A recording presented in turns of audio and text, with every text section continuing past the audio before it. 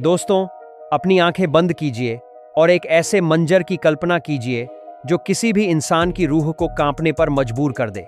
मान लीजिए सुबह के 4 बजे हैं और अचानक आसमान में सूरज से भी तेज रोशनी फैलती है। अगले ही पल मॉस्को सहित रशिया के मुख्य कमांड सेंटर्स पूरी तरह से वेपराइज भाप बनकर उड़ना हो जाते हैं। न कोई प्रेसिडेंट बचा है ऑर्डर देने के लिए, न कोई जनरल बचा है फोन उठाने के लिए, और न ही कोई सोल्जर बचा है जो न्यूक्लियर बटन दबा सके।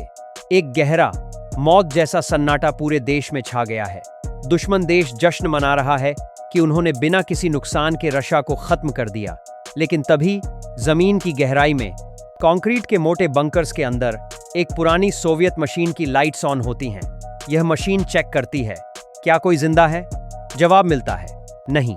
और बस यही वो मोमेंट है जब दुनिया का सबसे खौफनाक मैकेनिज्म, डेड हैंड या पेरीमीटर, अपनी नींद से जागता है। यह कोई साई-फाई मूवी का क्लाइमैक्स नहीं, यह वो रियलिटी है जो आज भी हमारे सर पर तलवार की तरह लटक रही है। आज हम रशिया के उस डूम्सडे डिवाइस को डिकोड करेंगे जो तब चलता है जब सब कुछ खत्म हो चुका होता है। इस सिस्टम की जड़ को समझने के लिए हमें कोल्ड वॉर के सबसे खतरनाक दौर यानी 1980 में जाना होगा। उस वक्त सोवियत यूनियन के लीडर्स के दिमाग में एक ही डर, एक ही पैरानोया बैठा हुआ था, जिसे मिलिट्री एक्सपर्ट्स कहते हैं डिकैपिटेशन स्ट्राइक। उन्हें लगता था कि अमेरिका अपनी टेक्नोलॉजी से रशिया के क्रेमलिन और टॉप लीडरशिप को इतनी तेजी से निशाना बनाएगा कि उन्हें रिटेलिएट करने का, यानी बदला लेने का 2 मिनट का वक्त भी नहीं मिलेगा। अगर कमांड देने वाला दिमाग ही पहले हमले में मर गया तो रशिया के हजारों न्यूक्लियर मिसाइल्स मिट्टी के ढेर बनकर रह जाएंगे। सोवियत इंजीनियर्स ने सोचा कि इंसान कमजोर हैं, इंसान मर सकते हैं, इंसान डर सकते हैं और इंसान गलती कर सकते हैं। इसलिए उन्होंने फैसला किया कि एक ऐसा सिस्टम बनाया जाए जो ह्यूमन फैक्टर को पूरी तरह खत्म कर दे। उनका मकसद था एक गारंटी कि अगर रशिया राख में भी मिल जाए तब भी दुश्मन को जिंदा रहने का हक नहीं मिलेगा। इसी सोच ने जन्म दिया सिस्टेमा पेरीमीटर को, जिसे नेटो ने कोड नेम दिया DEADHAND। अब सवाल यह है कि यह मशीन आखिर देखती और सुनती कैसे है?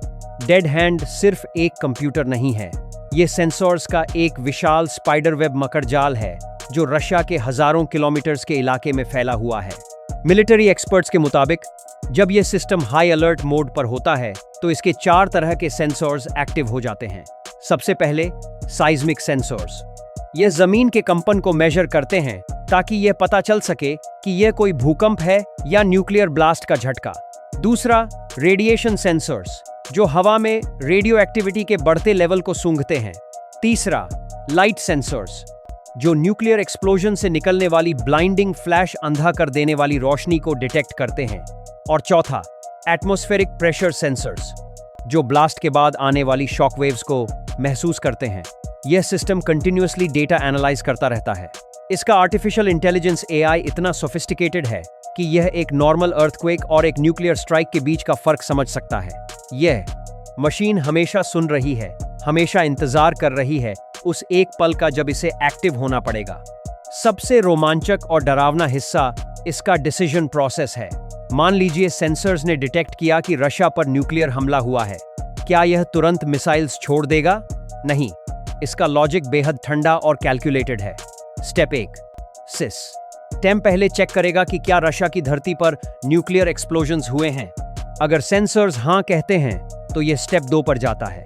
स्टेप 2, सिस्टम तुरंत मॉस्को के जनरल स्टाफ वॉर रूम से संपर्क करने की कोशिश करेगा। यह चेक करेगा कि क्या कमांड लाइन जिंदा हैं, क्या कोई ह्यूमन लीडर अभी भी वहां मौजूद है। अगर वहां से सन्नाटा मिलता है, मतलब अगर कम्युनिकेशन लाइंस डेड हैं और कोई जवाब नहीं आता, तब डेड हैंड का AI यह मान लेता है कि रशिया की लीडरशिप मारी जा चुकी है। इस पॉइंट पर अथॉरिटी किसी प्रेसिडेंट या जनरल के पास नहीं रहती, बल्कि यह ट्रांसफर हो जाती है एक सेफ, डीप अंडरग्राउंड बंकर में बैठे हुए 3 जूनियर ऑफिसर्स के पास। उन ऑफिसर्स के पास लॉन्च करने का अधिकार नहीं होता। उनका बस एक ही काम होता है, ये कंफर्म करना कि सिस्टम सही कह रहा है और फिर परमिशन स्विच को ऑन कर देना। उसके बाद जो होता है वो तबाही है। एक बार जब डेड हैंड ट्रिगर हो गया तो यह दुश्मन पर डायरेक्ट मिसाइल नहीं दागता। इसका काम करने का तरीका बिल्कुल अलग है। यह लॉन्च करता है एक स्पेशल रॉकेट जिसका टेक्निकल नाम है 15 11। यह रॉकेट अंतरिक्ष में नहीं जाता, बल्कि यह रशिया के विशाल भूभाग के ऊपर से उड़ता है। इस रॉकेट के अंदर वॉरहेड नहीं होता, बल्कि एक पावरफुल रेडियो ट्रांसमीटर होता है। जैसे जैसे यह रॉकेट रशिया के ऊपर से गुजरता है, यह नीचे क्रिप्टिक रेडियो सिग्नल्स भेजता है। यह सिग्नल्स रशिया के दूर दराज इलाकों में छुपे हुए न्यूक्लियर साइलोस, सबमरीन्स और मोबाइल लॉन्चर्स द्वारा रिसीव किए जाते हैं। यह सिग्नल्स उन साइलोस के कंप्यूटर्स को हैक करके ओवरराइड कर देते हैं। मतलब, अगर किसी साइलो में सोल्जर्स मर चुके हैं या डर के मारे मिसाइल लॉन्च नहीं कर रहे, तो यह सिग्नल अपने आप ऑटोमेटिकली लॉन्च सीक्वेंस स्टार्ट कर देगा। कुछ ही मिनट्स में रशिया के कोने कोने से हजारों मिसाइल्स हवा में होंगे और टारगेट होगा अमेरिका और यूरोप के बड़े शहर। यह एक ऑटोमेटिक मैस सुसाइड और मैस मर्डर का मैकेनिज्म है। आप सोच रहे होंगे कि सोवियत यूनियन के टूटने के बाद शायद यह सिस्टम बंद कर दिया गया होगा, लेकिन सच्चाई इससे बिल्कुल उलट है। रशियन स्ट्रेटेजिक मिसाइल फोर्सेस के कमांडर्स ने कई बार कंफर्म किया है कि पेरिमीटर सिस्टम आज भी कॉम्बैट ड्यूटी पर है। बल्कि डरने वाली बात यह है कि इसे मॉडर्नाइज किया गया है। आज के दौर में जब रशिया ने हाइपरसोनिक मिसाइल्स जैसे अवेंगार्ड और सटैंजेंट 2 सारमार जैसे वेपन्स बना लिए हैं, डेड हैंड और भी ज्यादा डेडली हो चुका है। एक्सपर्ट्स का डर यह है कि नए जमाने में साइबर वॉरफेयर और एआई ग्लिचेस का खतरा बढ़ गया है।